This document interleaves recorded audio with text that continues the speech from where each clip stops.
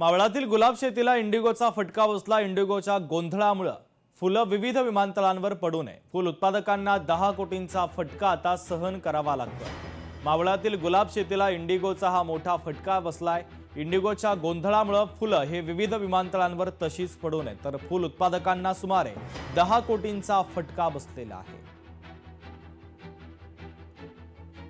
माझे एका मावळ तालुक्यामध्ये 8 एकर क्षेत्रावरती गुलाब शेती आहे। रोजचं 8,000 फुलं प्रोडक्शन होत होतं, पण त्यापैकी 2,000 फुलं आम्ही इंडिगो एअरलाइन्सनी दिल्ली, कलकत्ता, गुवाहाटी या ठिकाणी बॉक्सच्या माध्यमातून डिस्पॅच करत होतो। पण गेले 5 दिवस झाले इंडिगो एअरलाइन्सच्या डिस्टर्बन्समुळे एअरपोर्टला पाठवलेले बॉक्स एअरपोर्टलाच पडून आहेत।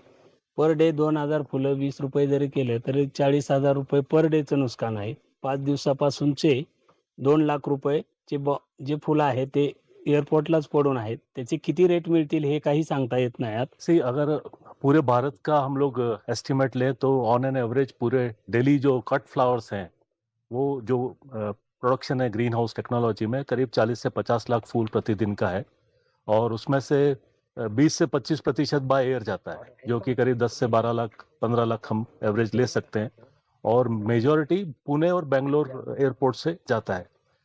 और ये डिमांड अभी शादी के कारण बहुत ज़्यादा थी और रेट भी बहुत अच्छे थे, तो ऑन एन एवरेज करीब 2 करोड़ पर डे वैल्यू का फ्लावर्स इस एपिसोड के कारण जो एयरपोर्ट पे हुआ है। सर आता आमचं रोजचं नाही म्हटलं तरी 1.5 लाख ते 1,80,000 फ्लावर पूर्ण डोमेस्टिकच्या एअरपोर्टनी जातात, आणि डोमेस्टिक दिल्ली, वाराणसी, लखनौ, पटना आणि गुवाहाटी आणि बागडोगरा असे बरेचसे एअरपोर्ट आहेत, पण तिथे पूर्ण इंडिगो फ्लाईट रद्द झाल्यामुळे पूर्ण माल आमचा पुणे एअरपोर्टला पडून आहे।